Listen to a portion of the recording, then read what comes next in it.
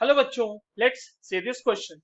Calculate the mass of urea, जिसका formula है NH2CONH2, required in making 25 kg of 0.25 molal aqueous solution. Question बहुत ही straight forward है बच्चों, और इसे सॉल्व करना उतना ही आसान होगा। चलिए देखते हैं, और सबसे पहले ये देख लेते हैं कि इस क्वेश्चन को सॉल्व करने के लिए हमें कौन से की कॉन्सेप्ट की जानकारी होनी चाहिए। देखो, ये जो सवाल है बेसिकली कंसंट्रेशन टर्म मोलालिटी से सवाल है। मोलालिटी कैसे निकलता है बच्चों? मोलालिटी निकलता है number of moles of solute, ठीक है, सॉल्यूट के number of moles divided by mass of solvent, और वो भी होना चाहिए केजी में। ठीक है, अगर केजी में नहीं है तो हम इसे 1000 से मल्टीप्लाई कर देंगे। ये हो गई मोलालिटी की बात हमारे पास, है ना। अब हमारे पास क्वेश्चन में कहा गया है कि 25 केजी सोल्यूशन बनाना है और उसका मोलालिटी दिया हुआ है 0.25 मोलर।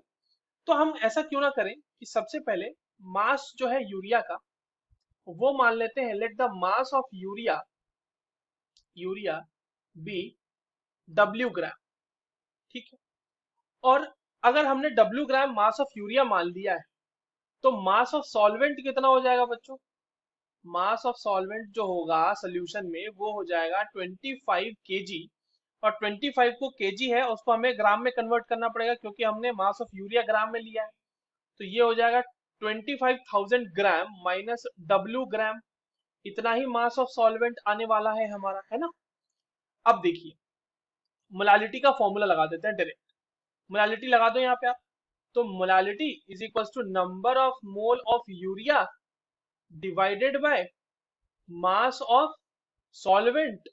और क्योंकि हमारा ये ग्राम में है दिया हुआ बच्चों, तो इसीलिए हम इसे मल्टीप्लाई करेंगे 1000, क्योंकि ये 1000 ग्राम पर केजी हो जाएगा। ठीक है, तो यहां पर से आपको जो फाइनली जो यूनिट में आएगी, आंसर जो आएगा वो आएगा मोल पर केजी में।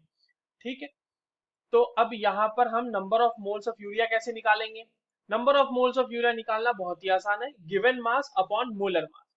तो गिवन मास उसका W ग्राम है, डिवाइडेड बाय उसका मोलर मास कितना होता है। तो मोलर मास ऑफ यूरिया हो जाएगा बच्चों 60 ग्राम पर मोल। तो इसको 60 ग्राम पर मोल से हमने क्या करा, डिवाइड कर दिया। नाउ अब इसको हम लोग डिवाइड और मल्टीप्लाई जो कर देंगे इसको मास ऑफ सॉल्वेंट से। मास ऑफ सॉल्वेंट हमने कितना फाइंड आउट किया?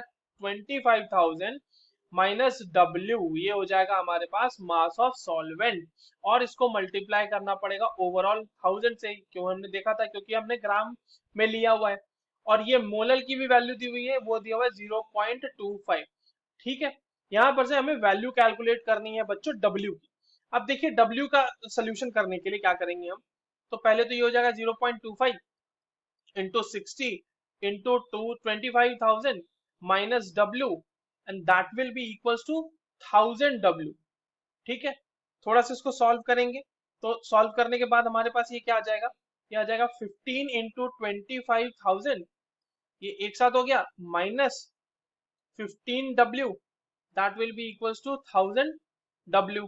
और यहां पर से 3,375,000 इज इक्वल्स टू आ जाएगा हमारे पास 1000 प्लस 15W, तो ये हो जाएगा 1015W।